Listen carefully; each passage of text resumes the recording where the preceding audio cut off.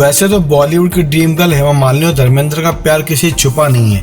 दोनों ने समाज की रिवायतों के खिलाफ जाकर अपनी मैरिज की और काफी लंबे अरसे तक एक दूसरे के साथ खड़े रहे। बहरहाल उम्र के इस पड़ाव पर दोनों एक दूसरे को सपोर्ट करते हैं, लेकिन एक दौर ऐसा है जब दोनों के बीच में सेपरेशन की बातें आने लगी। मीडिया में खबरें थी धर्मेंद्र हेमा को छोड़ने वाले हैं बिकॉज 90s के दौर में हेमा ने एक मूवी को डायरेक्ट करने का सपना देखा। बात तब की जब हेमा ने दिल आसना को डायरेक्ट करने के लिए अपनी पूरी पूंजी जोर पर लगा दी थी। शाहरुख खान को साइन किया गया, दिव्या भारती इस मूवी में साइन की गई और हेमा मालिनी चाहती थी उनकी पहली मूवी बतौर डायरेक्टर बहुत बड़ी बने। इसके लिए उन्होंने अपने पति यानी धर्मेंद्र पाजी को अप्रोच किया एक सिग्निफिकेंट रोल के लिए। वैसे धर्मेंद्र हेमा को हर जगह सपोर्ट करते हैं, लेकिन कहा जाता है यहाँ पर धर्मेंद्र का ईगो जाग गया। धर्मेंद्र ने हेमा के अंडर में अपने आप को डायरेक्ट होने के लिए साफ साफ मना कर दिया।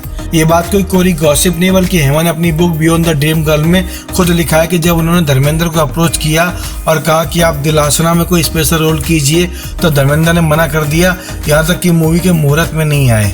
तब मीडिया के गलियारे में ये बात काफी गर्म हो चली थी कि अपनी पत्नी के मूवी के मुहूर्त में धर्मेंद्र नहीं पहुंचे। 90s में मुहूर्त का दौर हुआ करता था। अक्सर दिलीप कुमार बड़ी बड़ी फिल्मों के मुहूर्त में जाते थे और बाकी जगह अमिताभ बच्चन। ऐसे में हेमा मालिनी पहली बार डायरेक्टर बनी थी, उनके पति न आए, लोगों को जानकर बहुत ताज्जुब हुआ। हेमा कहती कि हालांकि उनके पति का मुहूर्त में न आने का रीजन दूसरा था, बिकॉज धर्मेंद्र उस वक्त अमेरिका में थे, आ नहीं पाए। बाद में धर्मेंद्र ने मूवी के लॉन्च प्रीमियर में अपनी उपस्थिति दिखाई और पब्लिक का मुंह शांत कर दिया। हालांकि रोल वाली बात को हेमा आज भी वो दुखी मन से एक्सेप्ट करती हैं कि धर्मेंद्र ने मना किया, तब उन्होंने अमिताभ बच्चन को अप्रोच किया। हालांकि अमिताभ बच्चन उन दिनों संन्यास के दौर से गुजर रहे थे, उन्होंने किसी मूवी में काम करने से इनकार कर दिया। इसके बाद हेमा ने विनोद खन्ना को अप्रोच किया। विनोद खन्ना भी अपनी डेट्स की कॉम्प्लिकेशन के चलते मूवी में काम नहीं कर पाए। बहरहाल बाद में जितेंद्र मिथुन ने इस मूवी में काम किया, लेकिन हेमा को अपनी किताब में लिखते मलाल होता है कि धर्मेंद्र अगर उनकी बात मान जाते तब मूवी में थोड़ा स्टारडम और बढ़ जाता। बहरहाल हेमा ने अपने करियर में 2 ही फिल्में डायरेक्ट की हैं, पहली दिलासना, दूसरी टेल मी ओ खुदा। दोनों ही फिल्मों में एक ही थीम थी, एक ही मूवी को रीमेक किया गया।